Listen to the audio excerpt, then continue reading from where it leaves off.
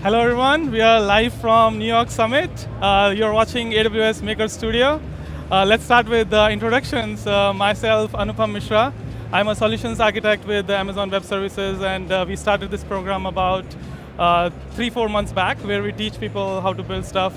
We're gonna go more details, but let's start with Todd's intro. Yeah, hi, Todd Varland, AWS.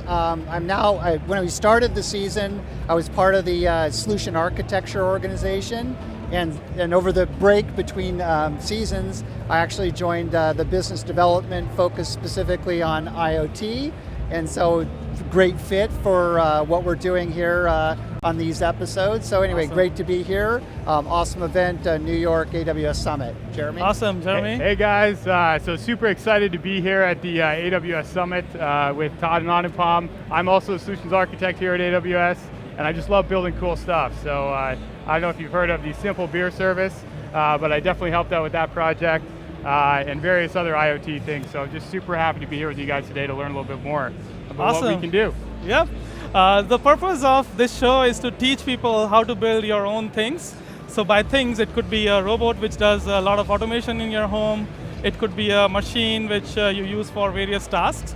So one of the things we did in the previous season, the season before this, which we had 5 or 6 episodes in that season where we were teaching people how to build a robot which can mimic your hand movements. So you move your hand like this, and the robot, there's a sensor which captures this hand movement and send it to AWS IoT. And once it goes into AWS IoT, there's a robot which can listen to those events, and based on those events, it can capture different objects. So one of the things we did was, I did the hand like this, and it grabbed a soft toy which was in front of the robot. So it was amazing. I think if you are interested in learning more about that robot, just go to YouTube and search for AWS Maker Studio, and you can find our videos where we were teaching those things.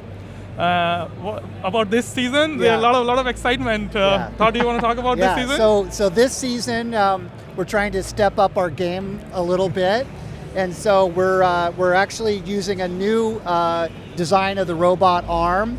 So this robot arm made its debut at reInvent 2016 last year, and so this is 3D printed on my home Lulzbot Taz 5, awesome guys, awesome printer, Lulzbot, good job there.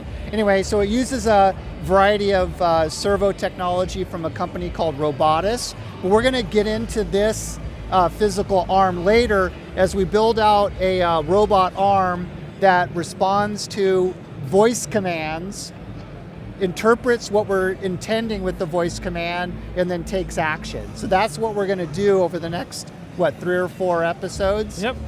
Yeah. And so today what we're going to focus on is part 1 really of building out that framework, which is how to input voice control and then have the cloud interpret what we're saying and take action. Yep.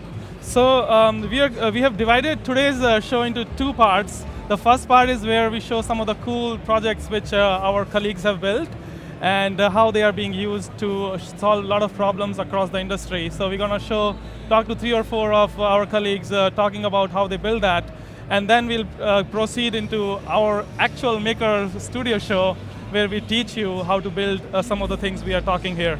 So can't wait to go into next step, but let's start. Yeah, so these are projects that are being showcased here at the AWS Summit in New York, right? Yeah, so if those of you who know summits, AWS organizes summits all over the world. Right now we are in New York, and there's a Builder Fair happening here. In Builder Fair, there are 10 or so projects which are talking about using different AWS services to solve different business problems. So let's start with our first project. I guess just before we get started, we are monitoring the Twitch chat. So definitely send in your questions as we talk to these guys. They've built some really cool things. We want to get your questions, so send over your questions and we can ask them to the guys when we bring them on. Yeah, that's a great point, because the whole purpose of doing it on a Twitch was for you who are watching our show to interact with us and ask us things which you want to learn. So to make the logistics easy, we've recorded small segments of their projects. We're going to play them, and then we are going to go talk to people who build them, understanding what were the challenges and how they build it overall. So let's start with our first project, which is Polexy. Can we play the video for them, please? Hi, I'm Troy Larson, Amazon Web Services, and this is the Plexi project. So this is it's a project I built for my son. He's 17 years old and he has autism, and he struggles with independence and day-to-day communication. He's not able to speak or converse, and so the idea behind Plexi was to give him a tool that we could help him live more independently by giving him some assistance vocally using Poly and Lex technologies. And so with a mobile app, I can schedule messages for Calvin. So for example, brush your teeth. If it's time to brush his teeth, I can send a message to Plexi, and Plexi sits in his bedroom and it's constantly waiting for messages. So I send a message to the queue, and it goes out to AWS and it gets the audio from Poly. Please push the red button. So here he's asked to push the red button, which means if he pushes this, then that alerts Plexi that he's in the room.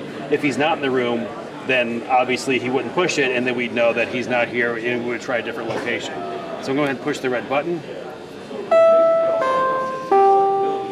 Good morning, Calvin. It's time to brush your teeth.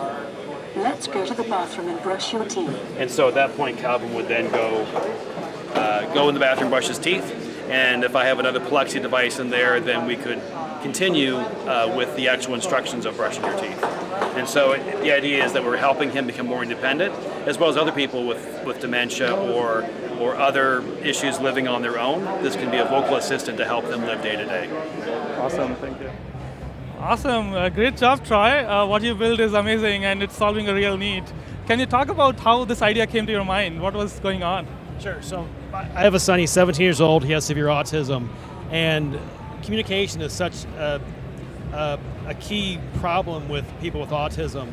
And when the Poly and Lex services were announced last year, I was very excited because it opened up a whole new world of potential for communication with those with special needs.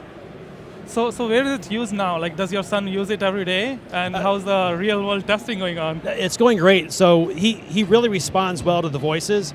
People with autism tend to get very emotional or respond adversely to different inflections in your voice. So if you get angry or agitated, they can often get aggravated and it can accelerate.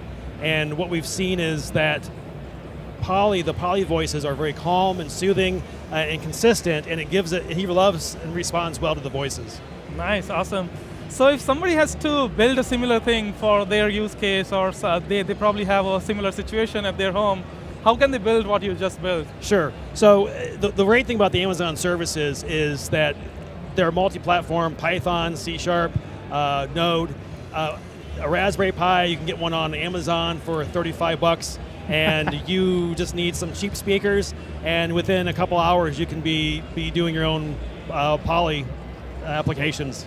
So is there a guide available somewhere which people can learn this from? Yeah, the Amazon documentation, the AWS website, has amazing tutorials, tons of code samples. The integrating with Poly services is really only a few lines of code. It's really So super if somebody easy. searches on PolyLex on Google, will they find your project? Yeah, so I have it's under Plexi, Pollexy, Okay. and there's a video, YouTube video, as well as a blog post talking about the architecture. That'll guide people through how to do it? Yeah. Awesome.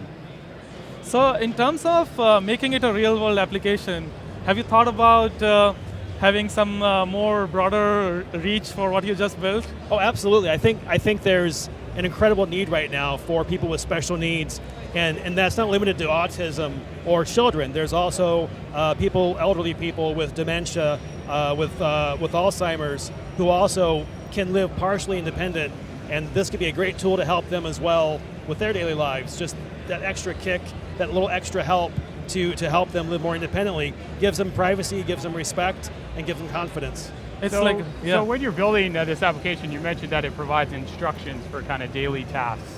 Maybe walk us through where those instructions are stored within AWS and how you connect to them. Sure. So the instructions themselves are stored within a DynamoDB table, and they are they're scheduled, so you can schedule them on a recurring basis. So anything you can do in Outlook or any kind of calendar application, you create current messages, so like every 2 hours, say the bathroom breaks, or every day for medicine. They're stored in DynamoDB. I have a Lambda that runs every minute that looks at the scheduled messages and uses an algorithm to determine if a message should be played. And if it is, it pushes it into an SQS queue. And each location, each Plexi device is connected to a different queue. When a new message pops up for that location, it will grab the message and get the audio from Polly and then go to town and play the message. Awesome. Cool. So I got a question from the chat. What they asked is, have you looked at using EMR to handle ETL operations? Use what? So if you needed to transform any of that data throughout the pipeline, could you use EMR to do something like that? At this point, it's not really, I would say we don't really need to go to that level. It's very simple right now. There's probably 20 to 30 different messages that we have. But that's potentially, if we have to scale, that's something to look at. Okay, fantastic. Awesome.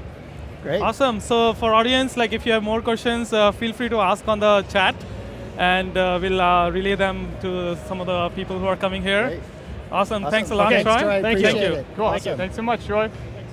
Great. Awesome. Wow, what a great purpose the application solves. So let's move to our next demo, which is banking. There's a team which has done a great job automating how banking can be done in a different way. So let's roll the banking video, please.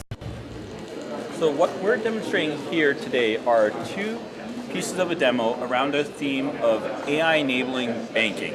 So by that, we mean using Amazon's managed services such as Recognition and Lex to create a more delightful user experience to help combat accessibility problems and to help create a better experience for everyone in the banking industry. So the first part of the demo, we're using Amazon Recognition's facial engine to pre-authenticate a user to bring down information such as the preferred language, the text size, volume, potentially help be a feature in the authentication layer to add in better biometric security. So as I walk up to this ATM, it'll recognize who I am and pull down my login information. It'll pull down the background color of this image, so then it'll show that it is me in front of this ATM. If the Wi-Fi holds up. There we go. So it brought down the information which I had set on this ATM machine. So then I know that this is a legitimate ATM and it knows my preferences to make a better experience. The other part of our demo, we're using a chatbot service with Amazon Lex. So furthermore, we take that data, that visual recognition data, and we use it as one layer of multi-factor authentication. We bring that in through AWS Mobile Hub and create a Cognito user for every authenticated user. So if you take a look, since VJ just authenticated himself, we now have a user identity for him. We can then use that user identity to create a chat app, and you can do things like send money to my mother, send $50 to my mother. And because we've pre-authenticated with your face and all your other banking info, we can create a system whereby you don't need to have an app running anywhere, and you can just talk with your voice and transfer money to your friends and receive money from your friends. And we use that using AWS Lex, which is backed by a natural language processing algorithm. And so it's very fluid. You don't have to say the exact words. You can say send money or make a payment, those types of things. So that's our total demo. We hope you guys enjoyed it. Thank you. Hi, buddy. Yeah, good to see you here. How are you? Yeah, great job building this, automating the banking system. So tell about how this idea came to your mind. So we had the idea based on working backwards off of a customer experience. Both me and my partner that built this project, we were kind of tired of the user experience of ATMs, and we wanted to see how we can make that more enjoyable for the customer, make it a more customer-centric product. So just in our own use, we thought, well, it would be great since we as AWS have these services, Recognition, Lex, and Poly, how can we use those to basically improve that customer experience? Awesome. So what does the future ATM experience looks like if you have all the possibilities? What would you do? So the future ATM experience looks like something like when you walk up to the ATM, it already knows who you are, and it's preloaded all of the relationships that you may have or what the bank may know about you. So it's a much more fluid and dynamic experience where maybe you can just walk into the bank and start talking and say, hey, transfer $50 to my mother or transfer $50 to my father. And it's a lot more organic and the ATM will preload things for you. So for example, the language that you want it to be in, or the color or the font size of the ATM. So you don't have to manually go and do so many steps. So basically taking steps out of the process, as well as inventing and simplifying the existing process to be based off voice rather than visual. Right, so one of the questions just came over at Twitch was around security. So the banking industry obviously very concerned about security, ensuring that if you're going up to the banking machine, that you're taking money out of your own account. So walk us through some of the security considerations that you guys made within your application. Sure, so Lex allows you to have a 4-digit PIN as one of its intents. So we do have the 4-digit PIN, similar to the ATM PIN. We also geolocate with the application on your phone, so the ATM knows that it's you that's close to it, as well as we use the computer vision through recognition as the third form of multi-factor authentication for the ATM system we've built. Nice. Awesome, cool. So a bank can send a code to them and they can put the code back into the system at That's the ATM. correct. Wow. That's correct. Or they would set their own code on a portal and go from there. Yep, awesome. Could you see this being used in, like, let's say retail, where maybe there isn't a defined pre-existing relationship, but maybe using some of your core technology to create an enhanced retail experience? What are your thoughts about that? Yeah, you totally could, and so it would be a very similar experience, but instead of transferring money, you could use it to transfer, hey, buy my mom this shirt, and you could even use recognition to take a picture of the shirt and then analyze that, and then it knows who you are and who your mom is, and use it that way. Okay, maybe make product suggestions. Yes. And maybe enhance the overall customer experience. Yes. Awesome.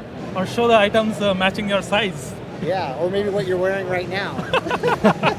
Wow, possibilities are limitless. Yeah, I think as someone mentioned on Twitch, this could be very valuable for people like the elderly who maybe it's hard for them to get up to press the buttons, where it can be more fluid in the interaction. Right, so yeah, our use case was actually somebody who has a visual impairment. It can help them, I mean, the ATMs already do that a little bit through Braille, but it just makes it so much easier for them to use the ATM as well. Absolutely. Wow. Great. So what are your plans with this project? Where are you taking it? So we've taken this project externally to a couple of our different Amazon customers already, and helping them build things that are similar to this so that they can delight their customers as well. Awesome. Great job. I think just at the architectural level, if somebody has to create this in their own company, what services would they use and how would they use them? So the services we used are Recognition, Lex, which are the two managed AI services. We also use DynamoDB, RDS MySQL, Lambda, and that's about it. Awesome, great. Yep. For those who want to build something similar, we will cover some of those services in our season, this season, so definitely keep watching our episodes afterwards to learn more about Recognition, Lex, and some of the other AI services. Awesome, thanks a lot. Thank you. Very great meeting you. Yep. Awesome. Great project. Thank you. Awesome, thanks. Awesome, so let's move to our third project for the day, which is automation of recycling. So we'll have one of our colleagues talk about that. So let's play a recycle video, please. Hi, this is Mahendra Baragi. I'm a solutions architect at AWS, and this is my demo, Recycle Sorter. So what I'm showing here is the Raspberry Pi based recycle sorter, and it's looking for an object in front of this camera, and if the object is recyclable, then it pushes it to recycle. Okay, let me fire up the program.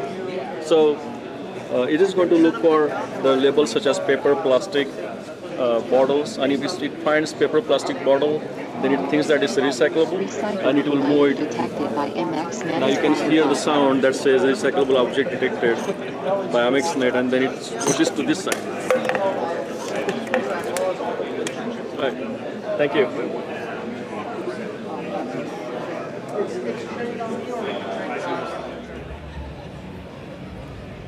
Hi Mahendra, great to see you here. Oh, thank you.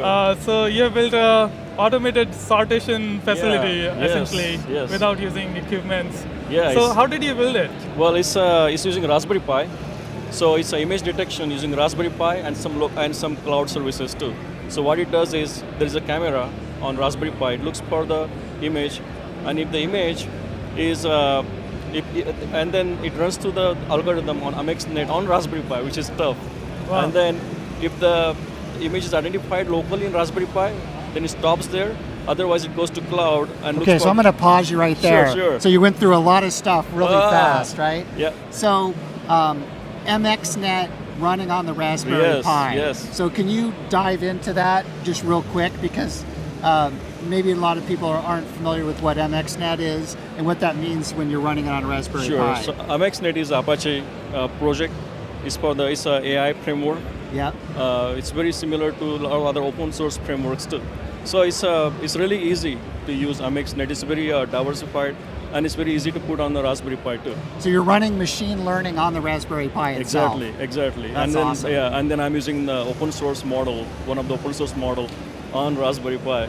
So basically that image is fed to the MXNet, and then the program using MXNet looks at it and determines what these labels are. And if the labels are one of the labels such as paper, plastic, then it says that it's a recyclable, and then it moves the arm to recycle. If it doesn't find anything in MXNet, then it goes to AWS recognition. Because AWS recognition can recognize a lot more. So if it doesn't recognize something locally, then it goes to the cloud to try and get a better idea of what to do. Exactly. And what would be the benefit of operating locally versus a round trip to the cloud? Sure.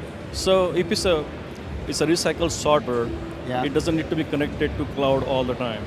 And that's why we are not going to cloud first time. We are trying to sort it out locally and reduce the processing to local. So we first do it locally. If it doesn't find it locally, then we go to cloud and then use recognition. Recognition has a lot more powerful AI capability than the one that I'm using on Raspberry Pi because of the Raspberry Pi's limitation. So it'd be primarily for latency reasons? Yes. Okay, yes. It's latency. Awesome.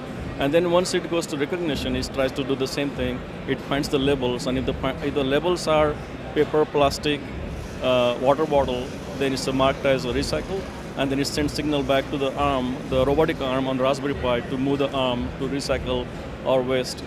At the same time, I'm using Poly so that whatever the labels are sent to Raspberry Pi, the Poly actually pronounces it. And then it says what this is. So if you had a human operator or supervisor of the program, they could be getting some auditory feedback that the sorting is happening the right way. We are expecting that there is going to be no screen. Oh, okay. It's going to be something that has to tell what is this. And then it's Poly makes really good sense in that use case. And then all the labels that we collect, we send it through AWS IoT to S3. Okay. And then once it's in S3, then you can use Athena. So that is what I'm using, Athena, to do SQL. Okay. And then from there, it goes to QuickSight. And in QuickSight, you can visualize. So if you look at the entire flow, there is no server.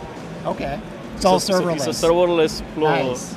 It's a serverless flow that can be built and really fast. And you could store an image of everything that was sorted over time and then run analytics against try and further improve recycling and and you can retrain. You can actually use that algorithm, or you can use those images again to retrain your system. Okay, fantastic. Yeah. So we just got a question from Twitch, and they're wondering from who? From Twitch, from SSAT AWS. Okay. They're wondering, does it store locally after learn from querying the cloud? So are you storing anything locally after leveraging the cloud? Are you updating the local model on the Raspberry Pi? No, not right now. But it's a good question. That can be done. Okay. So we can send these images or store locally and feed it back to cloud and retrain it. So retraining is possible, but we are not doing it on Raspberry Pi. You cannot do that in Raspberry Pi. You have to send it back to the cloud, and you retrain your algorithms on cloud because of the capacity of Raspberry Pi. Okay. And one of the challenge when people are doing real time and in industry scale, a lot of recycled items are in very bad shape, like crushed bottles or like broken glasses. Absolutely good question, because in the samples we have the real water bottles not crushed, but in recycle case it's going to be crushed. So it means we got to retrain it. So more objects you find is better, because you can get all these objects and retain your system. So it's a perfect use case for the recycle kind of a business where the object images are still not finalized and they change over the period of time. So you can actually bring those images and retrain those. Yeah. So if somebody has a manual sortation facility, they can train using those items, Yes. and then the model will understand those Yes. type of images. And get better over time. Yep. Yeah, it is possible. So Zoomage is wondering if we could pair this with the robotic arm. So basically, take all the logic that you're describing for the recycling and sorting the Yes. different items, and then pair it with one of the robotic arms to do the picking. Picking. Yeah. So, Picking. so what do you Okay. think? Awesome. We But can do it? I will go further, not just recycle. I will actually use it for sorting. Oh, okay. Okay. Yeah, see the algorithm that we are using, right now they are doing recycling, but they don't need to be recycled. See the algorithm that I am using locally on the Raspberry Pi, it can detect up to 1 million images locally. Wow. It's not tied to recycle only. So you can actually use the same program and you can just change few lines in the code, just 2 lines in the code actually. And instead of sorting the recycle, you can just sort plastic bottles and plastic cups. Awesome. Nice. Well, if you guys are Yeah. interested in Yeah. some more automated sorting and stowing and picking, Yes. you can check out our last episode. We're at the Amazon Robotics Challenge, and they Yes. were trying to solve that exact challenge. Yeah. Yeah. So how do people find out more about your project? Is there a website or a blog post or anything out there Yes. yet? There is a blog post on a Raspberry Pi, how to put a AmexNet on Raspberry Pi, but we are working on second post where we can use recognition as well. Okay. And Poly, so entire demo. We are going to Fantastic. make it as blog as well. Yeah, and for a person who asked how to have robotic arm do this work, this is one of the things we are doing in this season actually. So one of the goals is we will tell, hey Raspberry Pi or hey agent, pick up this specific object. So the object could be a real world object like fruits or a specific cube with different parameters on it.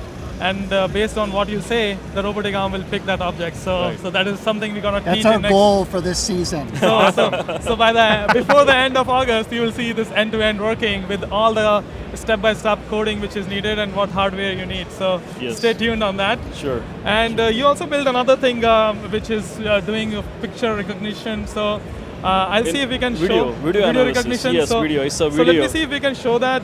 Is it possible to show my screen? Let me see if we can have this shown. Yeah, so you have this video on your machine that you can run. Awesome. So first one. So people can see my screen now. So this is a portal where we have. So this is a built by our sample. service team, and then just do click. you want to walk through this? Yeah, Mahindra? you just have to go here. Just do the. Yeah, and then click. Yep. Let me do the eye. Yeah, see So now. what are we seeing here? So here we are actually cutting the video into frames and feeding the frames to a recognition, AWS recognition. Okay. And then it goes to recognition and actually tries to find out the things in the frame. So right now we are looking for facial expression or face, and then you can see on the screen there are the labels that it's looking for. So Nice. image recognition on an image was easy, but on a video it's been a challenge. But you can do it in a using recognition too. So Yeah. you can split the images in the frame and then pass it to the recognition and actually do the same video that we are showing here. Nice. Wow. There are a Yeah. lot of use cases where it can be used. Like Yes, given a it is. video, tell me what is in the video, right? Right. So, so like in many studios, if they want to find some particular item in their movie, they can actually use the same kind of a technique that I'm using, and they cut the frame and look for specific items in their movies too, or in their ads. Yep. Yeah. Like see what an ad talks about rather than just a title of the ad. Yeah, and then it's power of recognition. See, recognition can do a lot more. So- and it's so what are the- built-in. What are the building blocks of this? If somebody has a video, they want to analyze and look at the same things, how would they build it? You have to do some video manipulation, right? So you have to actually cut the video into frames and then run the frames to recognition. So a little bit program is required, but it's not tough at all. Yeah. So toughest part is the AI part, right? Usually. But here AI is a service. Yeah. So all you have to do is cut the video into frames, and now you get the analysis on a video Awesome. too. So we have a quick question on Twitch from Suki Swava. They're wondering, was that pre-processed or is that real time? Are you able to basically do that analysis of the frames real time? You can if you have powerful computer. right? It's now video processing. So now you have to actually have powerful computer to cut the video into frames, and then feed it back to recognition. So if you have a live streaming going on, and if you're buffering, let's say last 10 minutes, then you can use those 10 minutes to do that, and every viewer will see 10-minute delay in the video stream. And now this 10-minute can be compressed based on how efficient your machines are. Right. Yeah, it's all about the power of the computer we are processing this thing. Yeah, it's possible to do pseudo real time, but not exact real time itself. Yeah. Awesome. Thanks. Cool. Thanks a lot, Mahendra. Great project. Sure. Thank you. Good stuff. Thank you. All right. Nicely done. Awesome. So let's move to the next segment of our show, which is the Maker Studio. This is a thing which we do every week from San Francisco. So Todd and I work from San Francisco office. Jeremy is in New York. Whenever we are in New York, he joins us. Welcome to my hometown. And we try to build different services and different prototypes to show people how AWS services can be used to solve different problems you have, or different solutions you want to build at wherever you work. And one of the main reasons of doing this was to inspire people to build things. Rather than just looking at the documentation, we wanted to make it very, very interactive, that we wanted to go into each and every piece of how a specific thing is built live in front of you. So you can just follow us and do the same thing in your own pace. Yeah. So what we're going to dig into today is, as we mentioned at the beginning of the show, is the first building block of this voice-controlled robot arm, where, like Anupam said, we can say, pick up object A or pick up object B, whatever. And it's going to be the voice control. And so we're in a little bit of a noisy environment, and we're on Wi-Fi, but we're going to do a quick demo here, and then Anupam is going to dig into how it's actually constructed. What we have here is a Raspberry Pi with a Seed Studio, what's called ReSpeaker, $10 far field microphone array, and it's got different GPIO, or Grove connectors, and a button and LEDs and a mic in and out. And so this $10 far field array plus a $35 Raspberry Pi, now at that point you've got a basically a voice-controlled computer. And so we're going to see if we can make this demo work in this noisy environment. Yeah, let's give it a try. Todd is going to run a script, and I'm going to say something to this Pi. Yeah, so we're going to, a little bit more about what we're running here. So the part of what we're also designing is the ability, sorry, my voice is a little scratchy, is the ability to run completely disconnected from the cloud if necessary. So we're also running a local wake word engine called Snowboy from Kit AI. And so what we're running, what I'm going to fire up here on the Raspberry Pi is that wake word, and so we're using a fun wake word. So give us a second. All right, go ahead, Anupam. Jarvis, blink 5 times.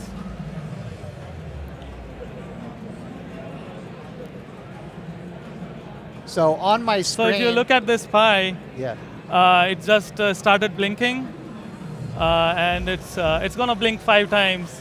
I think this is. Yeah, now it's done. Yep, it's done. Awesome. Yeah. So this was just to show you how you can talk to a Raspberry Pi, and we're going to go deeper into this, but this is our little demo to complete the first piece of it. So the complete robot includes this, and we're going to talk about how to build this robotic arm.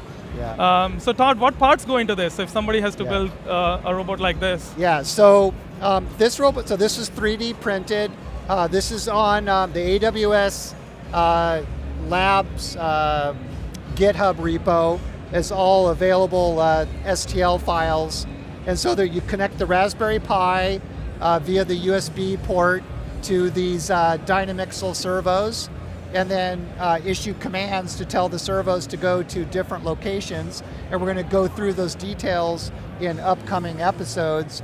But for today, what we're going to focus on is how the Raspberry Pi takes the voice file and sends it to the cloud and interprets intent through Lex. Yep.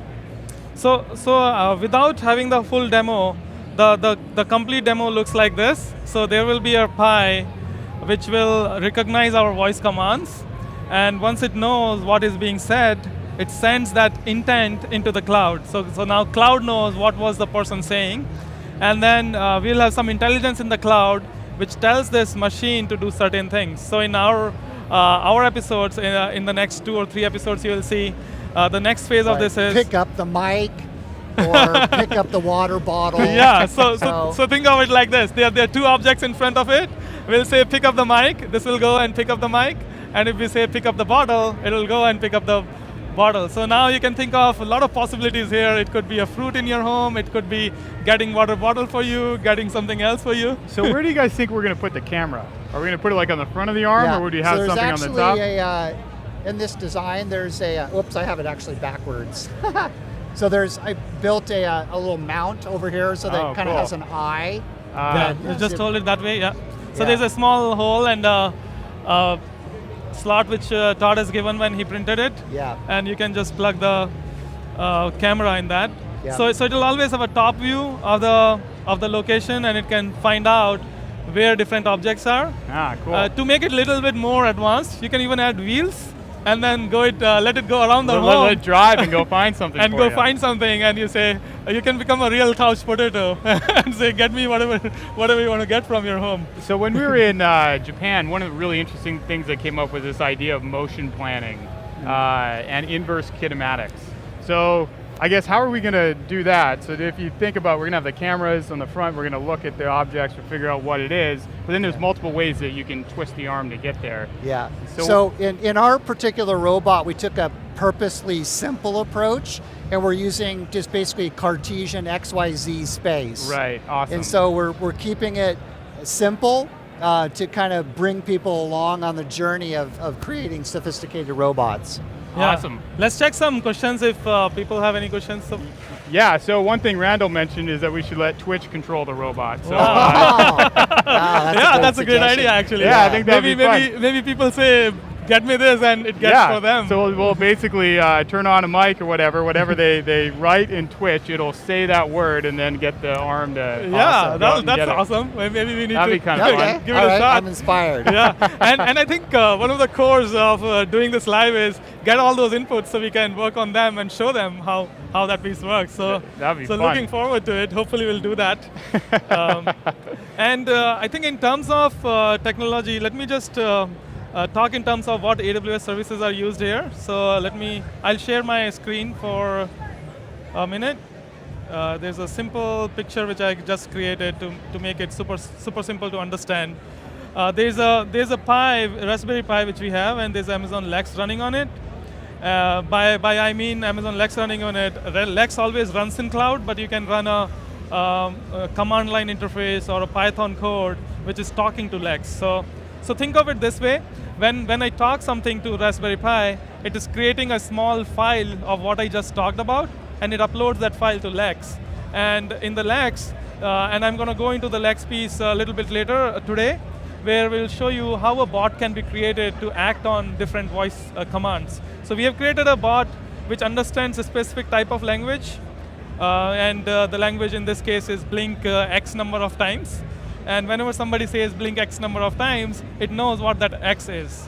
And we get that X back from the Lex, so we understood whatever user meant, and then we sent that number to AWS IoT service. So we sent what the user just said into IoT service, and then once IoT knows how many times it needs to blink, it is sending it to a robot where recognition can be used and poly can be used to recognize objects. So if you look at the next phase, which we have not shown you today, but next phase will be where you say pick up an object with a specific type, and that object will be recognized by the camera mounted on the arm, and that camera will take a photo, send it to Amazon Recognition. Recognition can recognize objects within a photo, so it will tell, hey, here is the object which you were looking for, and once it finds the object, it goes and picks it. And once it picks it, it tells you, oh, I just picked this object. So it's like super awesome looking end to end.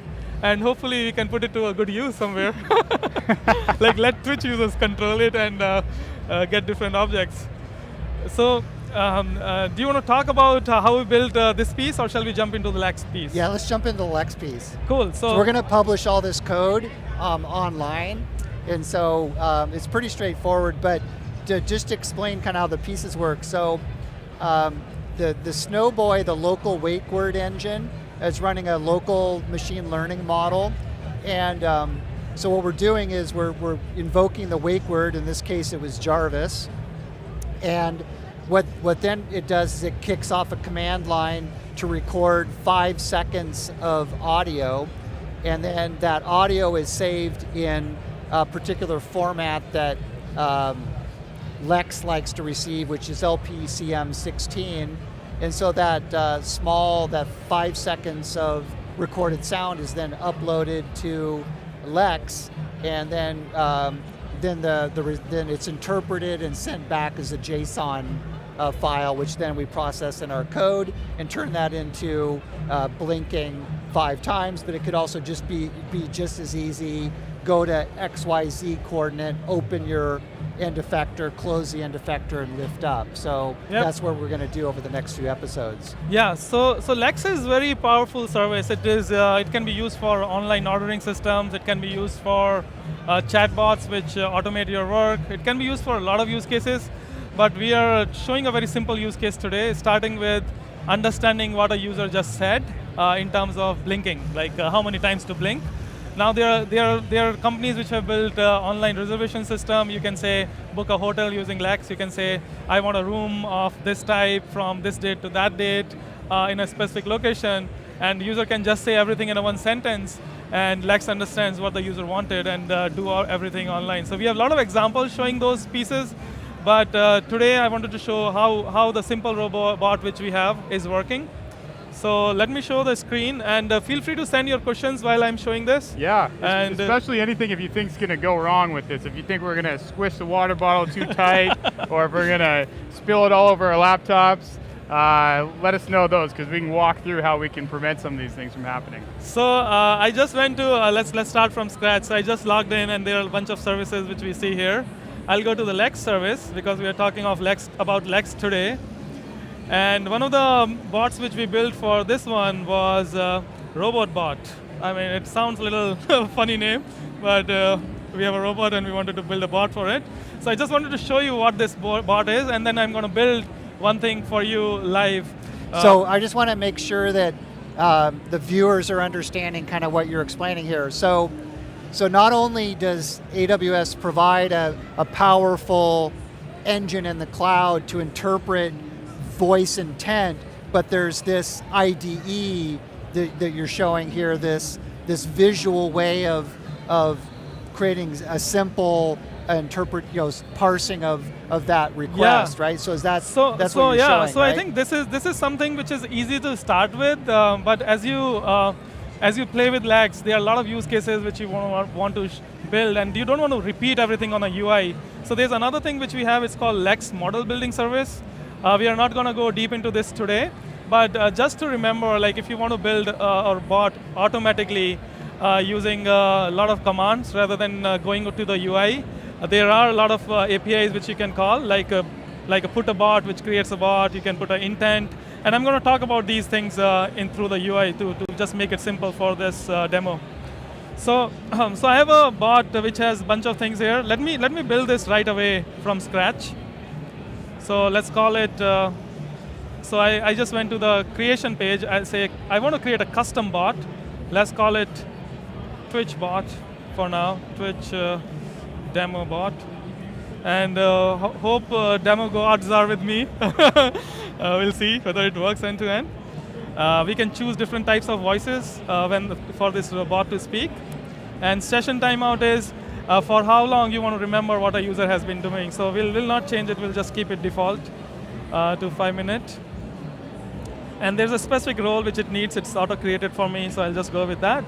And there's a legal box which says are kids using it, people below a certain age, there are some legal issues there.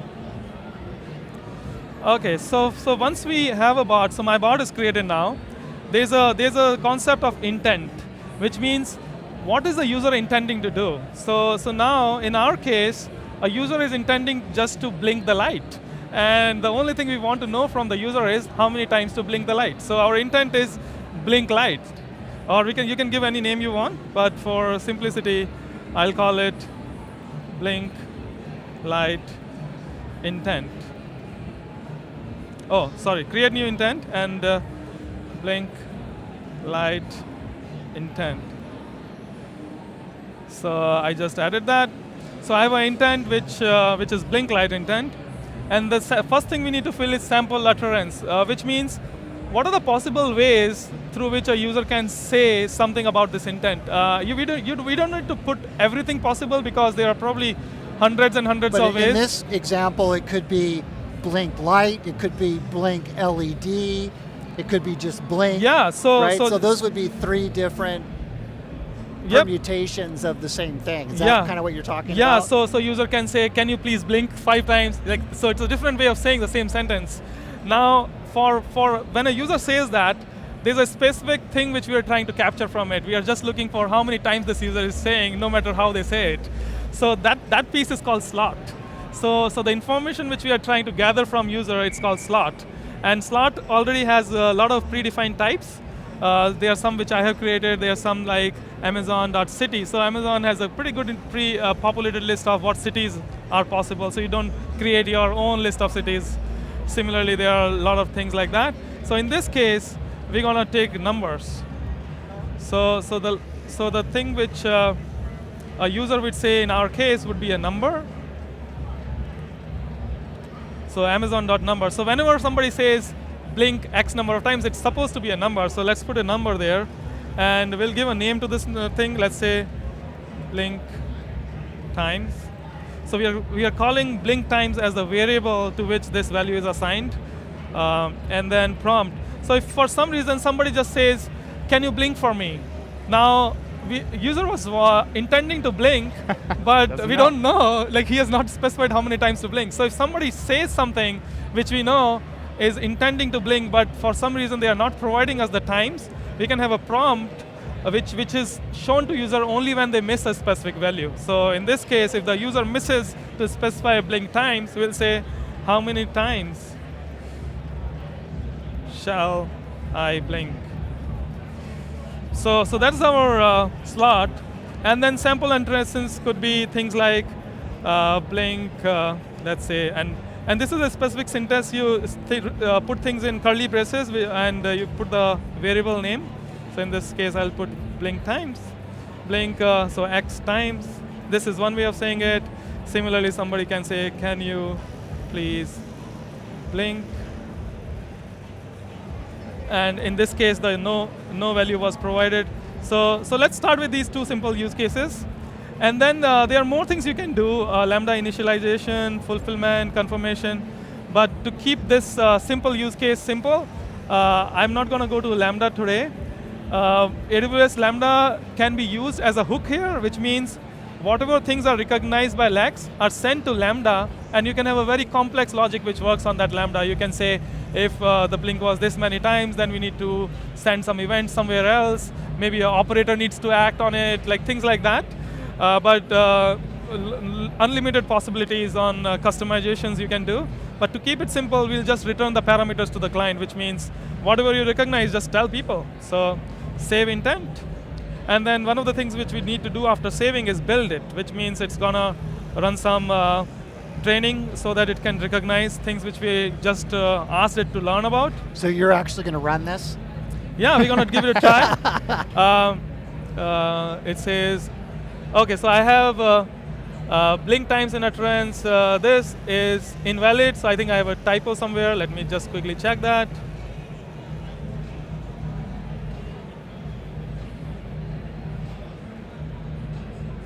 Okay, and okay, let's try that. Awesome. Okay, let's try this now. Let's see. I don't think you hit build. Yep, build now. Let's see how it goes now. So it's building right now. Oh, same things, the slot name, blink times in utterance, blink times for intent. Okay, 1 minute. I think I've not added it, so let me add it. So I need to do a plus here. So yeah, so this is little something. Oh, there you go. Yeah. I think it just came in now. Yeah. So when you create things, it doesn't save by default. You just have to do a plus, which means I want to save it. So hopefully now this should work. Let's give it one more try. Third time is the magic try. Third time's the charm. Yep. Shows that it's real. Yeah.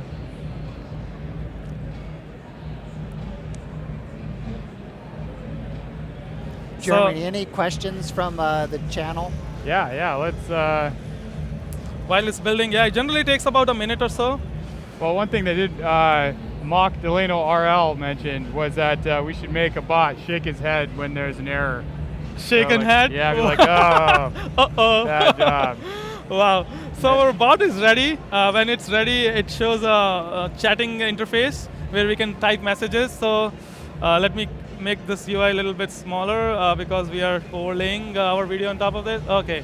So now, as you can see, I can type here, and this bot should tell things. So let's say if I say blink 5 times, and it says ready for fulfillment, blink times 5. So it recognizes it's 5 times. Let's say if I say, can you blink? So as you saw, the utterance I specified was, can you please blink? But I'm saying, can you blink? So it doesn't need to be exactly same thing as long as it's somewhere close or something And that's similar. really the power of the engine in the cloud, is this interpretation of what you're saying versus what you're intending. Yeah, right? Yep. So you don't need to specify each and everything. Otherwise, you'll have a very complex rule. Like I've seen some places where you build a very complex rule of each and everything which can happen. Like some systems are rule-based, but if you go rule-based on natural language. This is based on deep learning. Yeah, so if you use a rule-based approach for things which people can speak, it's very hard because the combinations are millions of combinations, right? Somebody can introduce one extra word and it breaks all the rules. So that's why a natural language processing approach is much better because you can have slight tweaks. Another thing you can do here is there's a speaking interface, so you can just talk to it and say, blink 7 times. So I need to first click on this. Blink 7 times. And stop this. So it just understood what I just said, blink 7 times, and it's showing 7 was said. So it's all working. Now, how do we take it to production? So whatever we showed is a very fun example of getting started with Lex. But if we want to take it to production, I think it's good to use a Lex model building service. We will cover it in one of future episodes about how you can build a bot which is taking speech inputs and moving the robotic arm and picking objects as it wants. Great. So that'll be a fun project. Yep. Another thing we want to do is use recognition. So recognition is a service which can recognize objects. There are 2 ways in which generally people approach looking for objects in images today on AWS. One is recognition, another one is MXNet.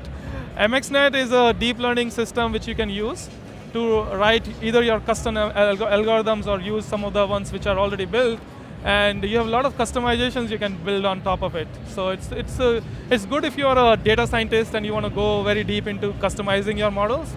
But if you have a very easy to understand use case and you want an API where you give an image and get the objects back, I think recognition is much easier. So we're going to start with recognition, and hopefully in some of the future seasons we'll graduate to MXNet if we want to go deeper. Yep. Yeah, I think one thing that's just so clear is how these are all different building blocks, right, that we could use together, and in concert you can create some really powerful systems. Yeah, so just thinking about all the projects that we showed from folks that are demoing here at the New York Summit, where they're using many of the same building blocks, but other building blocks, but combining them in different ways to come up with completely different solutions, from helping people with special needs, to recycling, to banking, to robot arms, all powered with the AWS cloud. It's just, hopefully it's as inspiring for everyone else as it is for us. Yeah, one thing which we have been asking feedback on is, what would you like to build? So if there is a specific thing you want us to build, or things which you have tried building but you need help, this is the place. We want to create a community where everybody comes, and there's a community of builders. They come and talk about what are the challenges they are seeing in solving a specific problem, and how AWS can help solve that problem, because we have seen like so many use cases and so many possibilities. I think we find it hard to choose which one to show people. So definitely some feedback on what people would like to build would be awesome. So how do folks follow the show and provide feedback?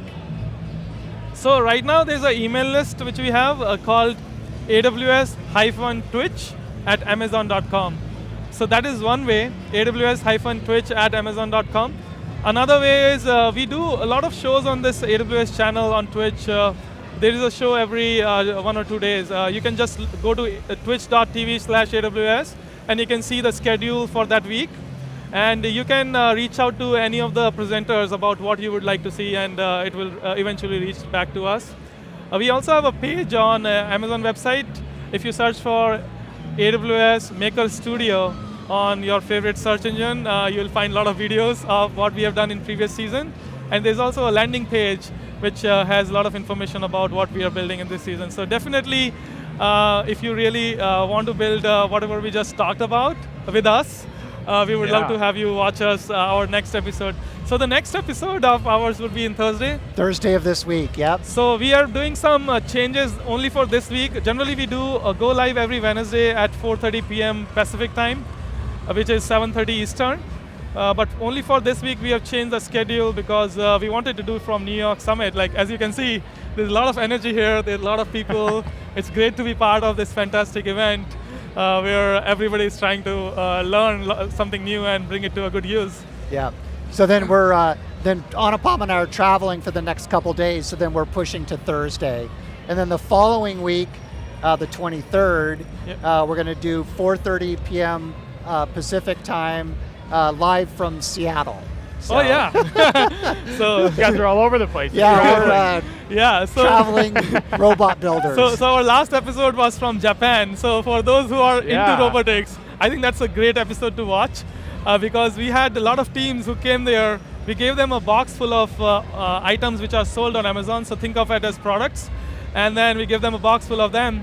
And their task was to automatically recognize what objects are in those boxes, pick them, and place them in different orders. So we'll give them a list of orders, like order 1 needs to have these 2 items, order 2 needs to have these 7 items, and everything needs to happen automatically given a box of items. So it's pretty amazing how much research has happened in this field and what teams were able to accomplish. Like there was a team which did everything in less than 10 minutes. So I'm super impressed with what we are going to see in future. Yeah. Awesome. Thanks a lot for watching our show, everyone. I think it's we enjoy it as much as we can. I think it's one of the best things which we like. So live from New York, it's AWS Maker Studio. Signing off. Thank you.